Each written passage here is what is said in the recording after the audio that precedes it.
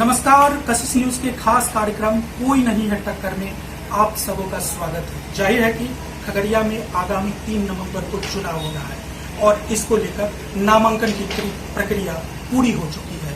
हर उम्मीदवार पूरी ताकत झोंक दिए हैं मतदाताओं को रिझाने के लिए। बात हम खगड़िया विधानसभा क्षेत्र की करें, हमारे साथ इस वक्त महागठबंधन समर्थित कांग्रेस प्रत्याशी छत्रपति यादव है। आइए जानते हैं कि उनका किनसे मुकाबला है, आखिर खगड़िया की जनता इनको वोट क्यों दे, क्या इनका आधार है। मैं आप बताता हूँ, टक्कर में कौन सा अगर वो मजबूत रहते किसी पार्टी के सहारे नहीं, मजबूत पार्टी होता है न कि कोई व्यक्ति होता है। छत्रपति यादव चुनाव लड़ने आए हैं, हम कांग्रेस की तरफ से महागठबंधन को हुआ है, तो मेरे पीछे एक अलंकार है कांग्रेस में हुआ है। और जहाँ तक जितने प्रतिनिधि लड़ रहे हैं वो तीनों को मेरे सामने में कर दीजिएगा, मेरे सामने उनका कोई वजूद नहीं है और ये कुछ है। आपके अनुसार खगड़िया का पिछले कई दशक से कैसा विकास हुआ है? नहीं विकास हुआ है, नहीं विकास हुआ है। खगड़िया के धरती पर लोगों में राजनीतिक चेतना की बात है और रहते हुए भी मानसिक तौर पर इतना दबे हुए हैं, सामने वाले किसी न किसी का आखिर इसके लिए किसको इसके लिए मुसलमान मान रहे हैं।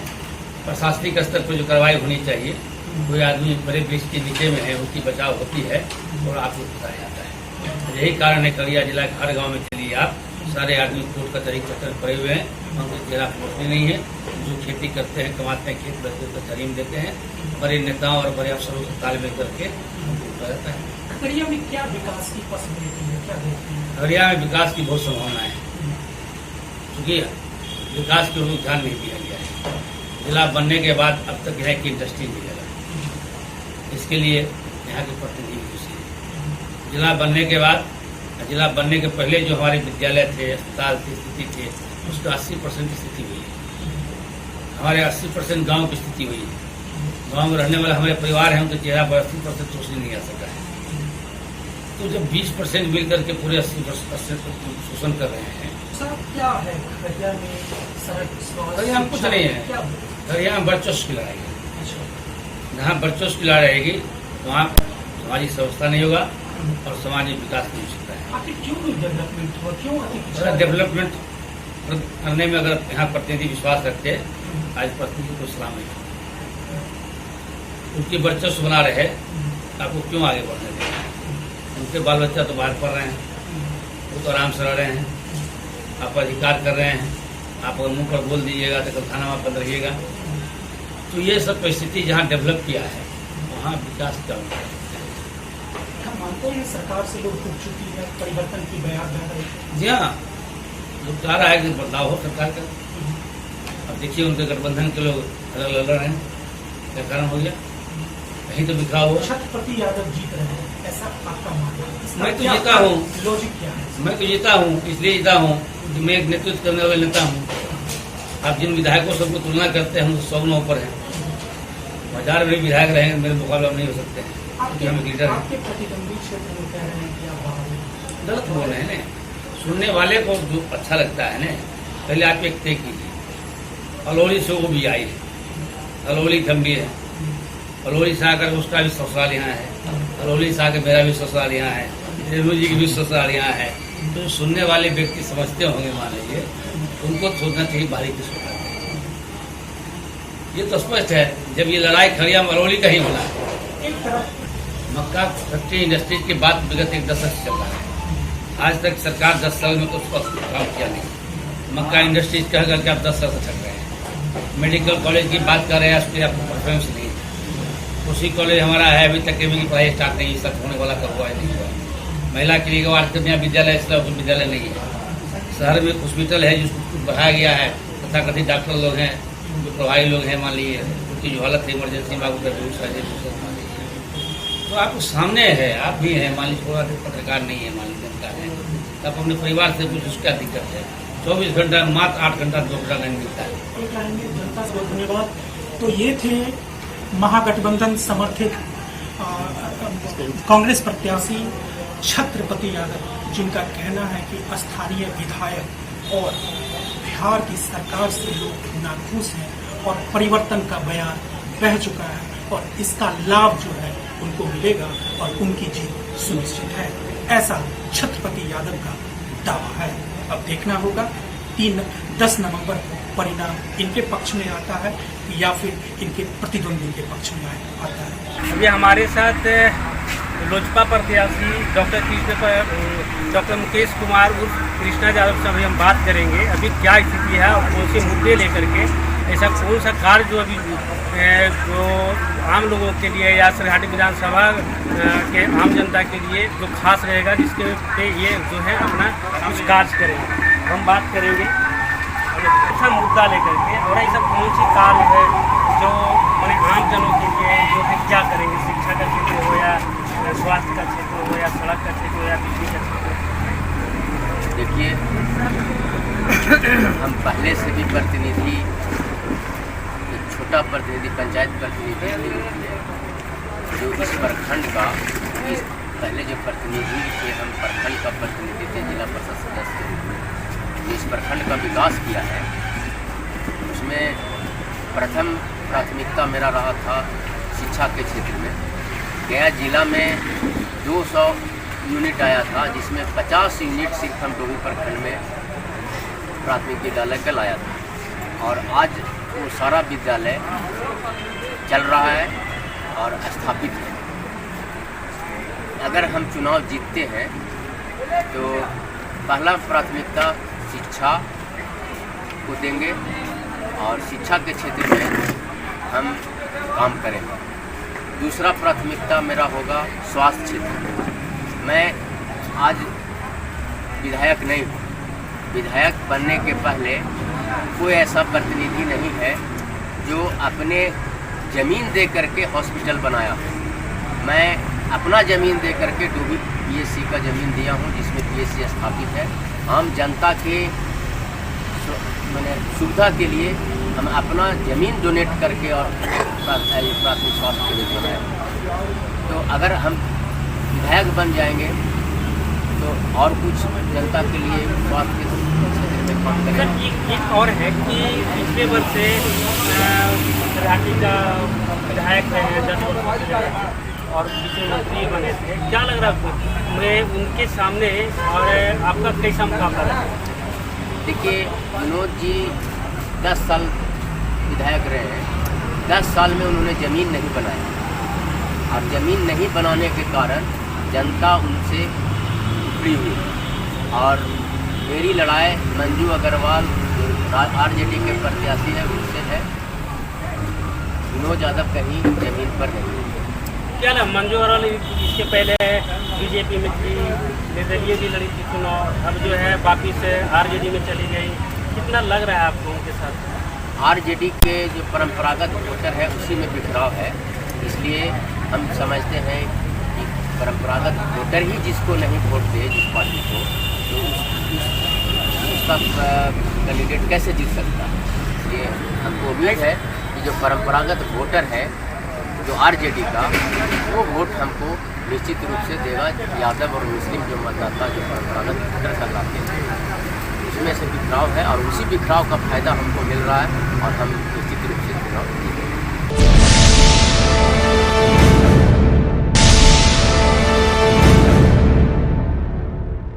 बोचहा विधानसभा क्षेत्र से वीआईपी पार्टी के उम्मीदवार हैं श्री मुसाफिर पासवान जी, जो पूर्व विधायक भी रह चुके हैं वहाँ के।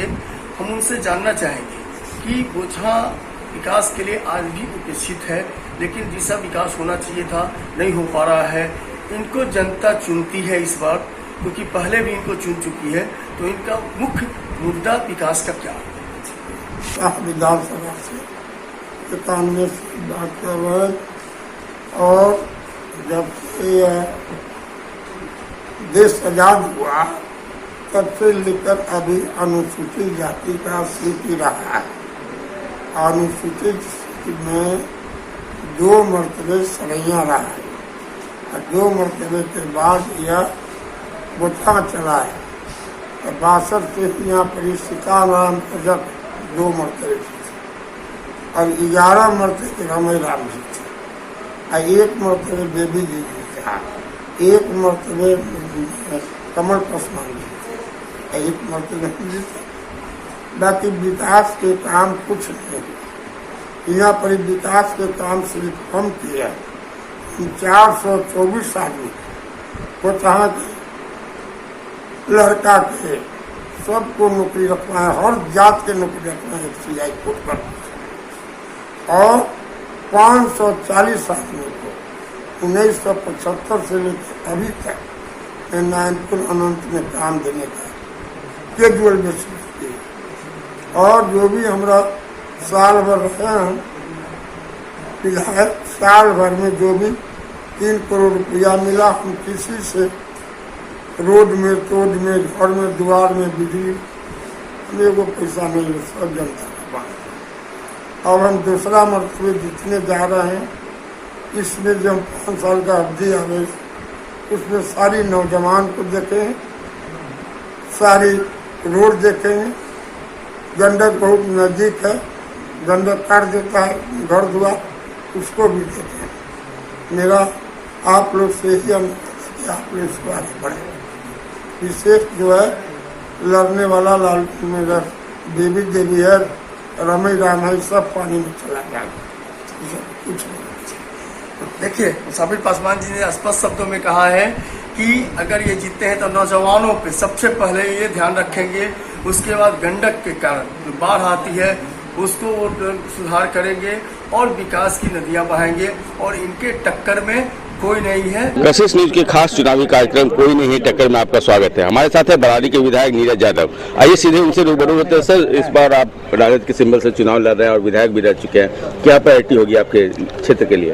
राजद ही नहीं, महागठबंधन है, CPI, CPM, माले और कांग्रेस पार्टी, कुल 5 दल का महागठबंधन बना है इस बार। और खास करके बरारी में हमारी प्राथमिकता जो उजरा हुआ बरारी, ठहरा हुआ बरारी हमको लोगों ने पिछले 5 साल पहले सौंपा था, उसको हम लोगों ने गति देने का काम किया है। और इस बार फिर से मतदाता मालिकों का हम आशीर्वाद के लिए घूम रहे हैं। लोगों का अपार प्यार और स्नेह आशीर्वाद मुझे प्राप्त हो रहा है। लोग चाहते हैं बरारी में भाईचारा कायम हो, बरारी में एकता कायम हो, अखंडता कायम हो। और जो जाति धर्म के झगड़े पिछले 70 साल से जिन लोगों ने लगाया है, बरारी की जनता इस बार मुंहतोड़ जवाब देगी। अगर आपको दोबारा मौका मिलता है तो क्या ऐसा बरारी के भाईचारे को मजबूत करेंगे। सबसे पहले बुनियादी जो ढांचा है उसको तो मजबूत करेंगे ही। जो तेज गति से विकास के काम को हम लोगों ने बरारी के जनता के सहयोग से शुरू किया है उसको और तेज गति से करेंगे। और साथ ही साथ समाज में जो जिन लोगों ने नफरत फैलाने का प्रयास किया है उन सभी लोगों के दांत खट्टे करेंगे बरारी विधानसभा के टक्कर में। और टक्कर में बरारी की जनता है लड़ाई में आगे। इस बार हम पीछे हैं, बरारी विधानसभा की महान जनता वो आगे है, हम तो पीछे पीछे चल रहे हैं। हमारे साथ महागठबंधन के प्रत्याशी नीरज यादव जो कह रहे थे कि बरारी में भाईचारा शांति स्थापित करेंगे और बरारी वो खुद चुनाव नहीं लड़ रहे हैं बल्कि बरारी की जनता चुनाव लड़ रही। अब देखना माकूल होगा कि 10 नवंबर को जो चुनाव परिणाम आते हैं वो किसके पक्ष में आते हैं। भाजपा विधायक, वर्तमान विधायक और अभी भाजपा के प्रत्याशी रणविजय सिंह उर्फ लल्लू मुखिया जनसंपर्क में लगे हुए हैं। इनसे जानेंगे कि किस मुद्दे को लेकर ये चुनाव मैदान में है। बख्तियारपुर के लोगों ने, हमारे गठबंधन में सभी वर्ग के लोग जुड़े। आज जो है बख्तियारपुर विधानसभा में मोदी जी के कार्य का, नीतीश कुमार जी के कार्य का, सहनी जी, जीतनराम मांझी जी के नेतृत्व में, भूपेंद्र यादव जी के नेतृत्व में, नित्यानंद यादव के नेतृत्व में हम लोग चुनाव लड़ रहे हैं। और इसमें काफ़ी लोगों को जो किसान सम्मान योजना मिला है, किसानों को प्रधानमंत्री मोदी जी ने दिया है। आज जो है झोपड़ी तक गैस पहुंचाने का काम किया है। 20 से 22 घंटा देहाती क्षेत्रों में बिजली है। बख्तियारपुर में इंजीनियरिंग कॉलेज है। ये सब जो विकास के लेके काफी लोगों में उत्साह है और इस बार हम लोग जो है काफी लोगों से ये तो आपका जो मुद्दा बता रहे हैं वो केंद्रीय मुद्दा है या बिहार सरकार ने जो किया। ये अब बुनियादी सुविधा की बात करें जो क्षेत्रीय स्तर पर जो आपके भी होना चाहिए, क्या वही न हो? हमारी जो सरकार है, मेरे पिताजी अगर कमाते हैं तो उसकी संपत्ति का मालिक कौन है? अगर पिताजी का संपत्ति है तो मेरे मालिक हूँ उसका। तो उन लोगों का जो कार्य है उसी को मैं करता हूँ। बाकी तो हमारा जो कार्य था, जो हमने सबको पैसा मैंने टोटल खर्च किया, जहाँ भी हुआ करने का काम किया। तो ये है रणविजय सिंह उर्फ लल्लू मुखिया, जिनका कहना है कि जो जितना विपक्ष के पास वोट आएगा उतना से मैं जीतूंगा। कोई नहीं है टक्कर में, सबकी अपनी अपनी राय है। क्या नाम है आपका? मोहम्मद सदर आलम साहब, अभी आप किस दल से उम्मीदवार बनाए गए?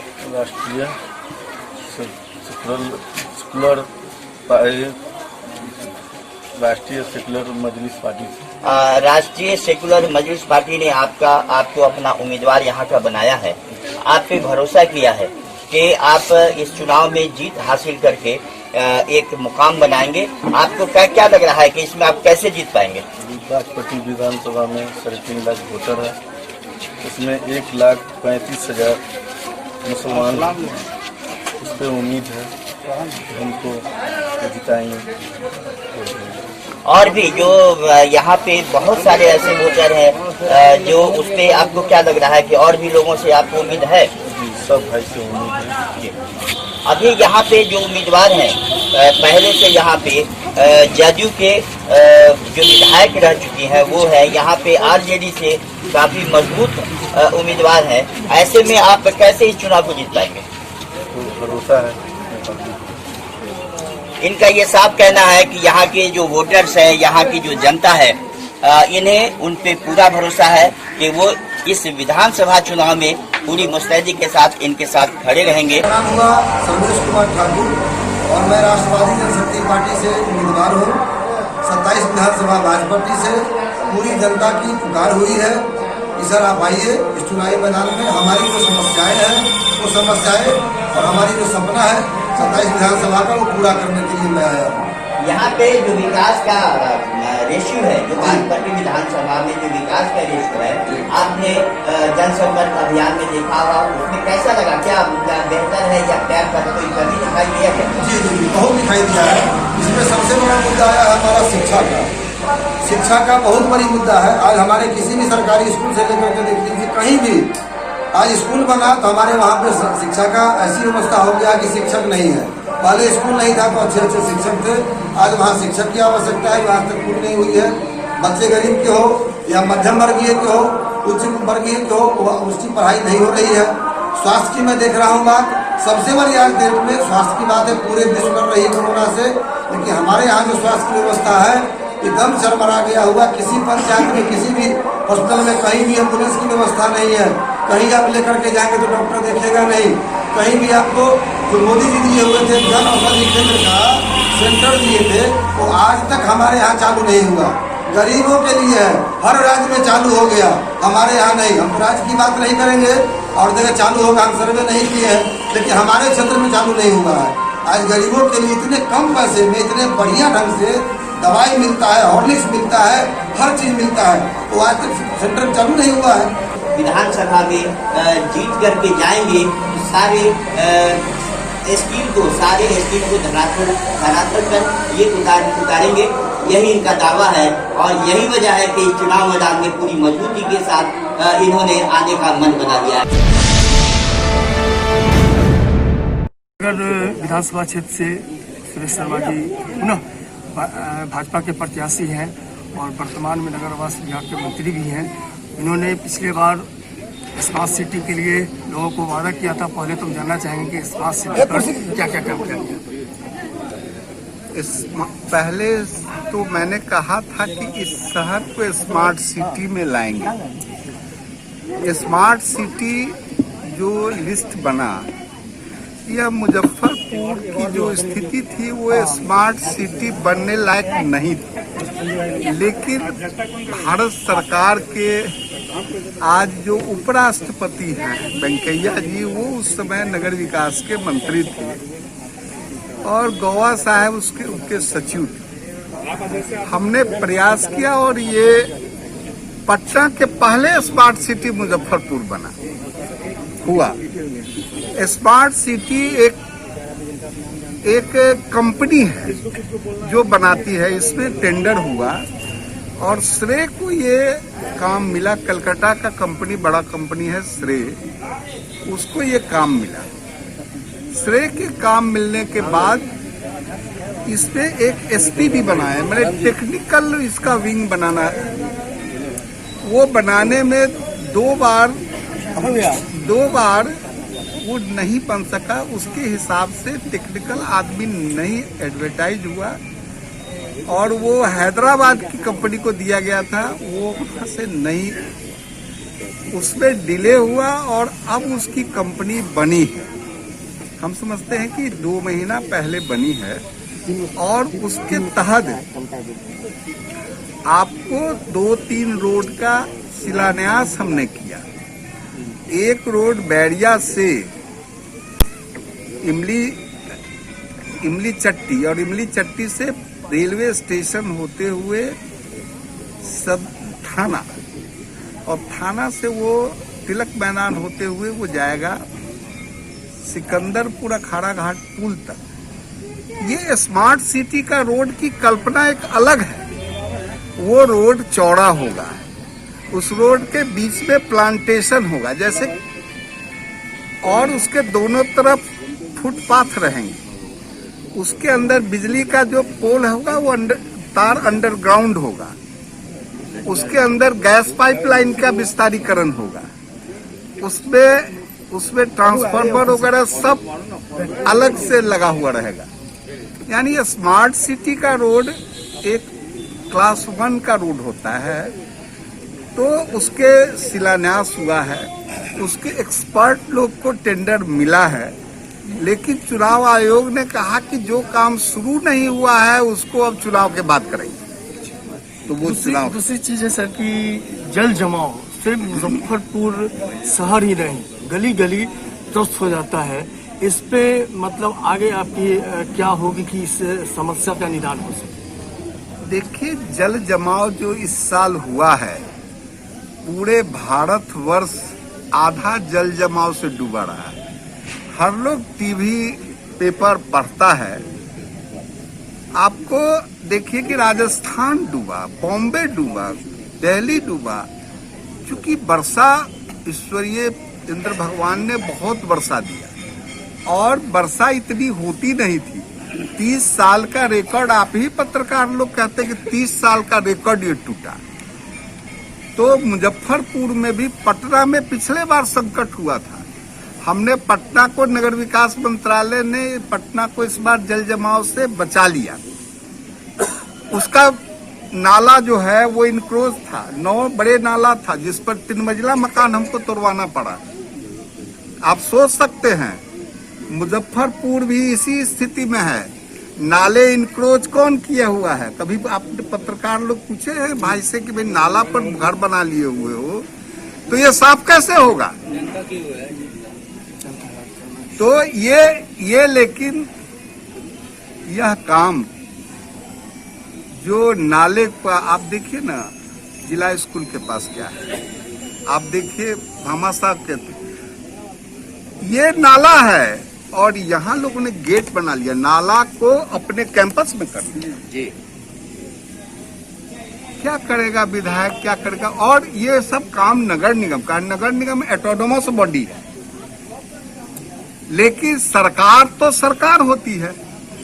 इस काम को मैंने मास्टर प्लान बनवाया है। आप ही पत्रकार लोग बताइए ना कि जब मनिका में आउटफॉल एसटीपी का शिलान्यास होने गया तो मनिका में लोग कह दिया कि नहीं होने देगा और वहां उपद्रव हुआ, गोली चलने की नौबत आ गई। तो जनता को समझाना पड़ेगा ना, केवल आप लोग नेता लोग तो समझाते हैं। सीधा मंत्री जी ने कहा है कि कोई हमारे टक्कर में नहीं है, कोई टक्कर में नहीं। नरेंद्र भाई मोदी और एनडीए। प्राणपुर के महागठबंधन के प्रत्याशी तौकीर आलम कांग्रेस की टिकट पर प्राणपुर विधानसभा से चुनाव लड़ रहे हैं। आइए सीधे उनसे रूबरू होते हैं। सर, स्वागत है आपका कृषि न्यूज में। बहुत शुक्रिया। क्या प्रायोरिटी रहेगी इस बार प्राणपुर विधानसभा की जनता? देखिए, प्राणपुर विधानसभा एक ऐसा विधानसभा है जो भौगोलिक एतबार से आप देख रहे हैं बहुत बड़ा क्षेत्र है, और उस क्षेत्र में जो तरक्की का काम जो होना चाहिए था, जो एक लंबा समय मिला, एक ख़ास जो है भाजपा के लोगों को, वहाँ के जो लीडर को, हालांकि उनकी अभी देहांत हुआ है, जो माननीय मंत्री हैं, जो विधायक रहे हैं, उनको मैं श्रद्धांजलि देता हूं। मैं गया भी था, लेकिन एक लंबा जो एक पार्टी को मौका मिला, जिस पार्टी की सरकार भी रही, आप हालत देखिएगा। अभी तक जो बंगाल से जोड़ने वाले सड़क लाभा का वो भी पूरा नहीं हुआ। अभी जो रोहिया आजमनगर का बांध का मामला है, आजमनगर से जो है कुसीदा तक का जो चौड़ीकरण का मामला है, ये जो मुद्दे हैं, ये बेसिक मुद्दे हैं जिसको होना चाहिए था, ये हुआ नहीं। लेकिन साथ ही साथ मैं कहना चाहता हूँ मेरा प्रायोरिटी रहेगा आने वाले दिन में वहाँ के जो नौनिहाल, वहाँ के जो बच्चे हैं, वहाँ के जो आने वाला जनरेशन है उसकी शिक्षा के लिए आवाज़ उठाना, आंदोलन करना, वहाँ की स्कूल ज़्यादा से ज़्यादा खुले, कॉलेज खुले, साथ ही साथ उस इलाके में जो नौजवान है उसको रोज़गार मिले उस इलाके में, उसके लिए सदन में जो आवाज़ उठी ये बहुत इंपॉर्टेंट है। ये चीज़ को मैं आने वाले दिन में किसानों की लड़ाई लड़ूंगा। बागी उम्मीदवार टिकट नहीं मिले से निर्दलीय खड़ी हुई। देखिए मैं किसी के बारे कोई टिप्पणी नहीं करना चाह रहा हूँ। हमारे साथ तौकीर आलम जो प्राणपुर विधानसभा से महागठबंधन के प्रत्याशी हैं और कांग्रेस के सिंबल पर चुनाव लड़ रहे हैं और इनका मानना है कि शिक्षा, स्वास्थ्य और सड़क जो बुनियादी सुविधा है उनको मुकम्मल करेंगे। आने वाले समय में अगर प्राणपुर की जनता इन्हें आशीर्वाद देती है तो जरूर ये वहाँ के लोगों के साथ उनके हर सुख दुख में शामिल होंगे।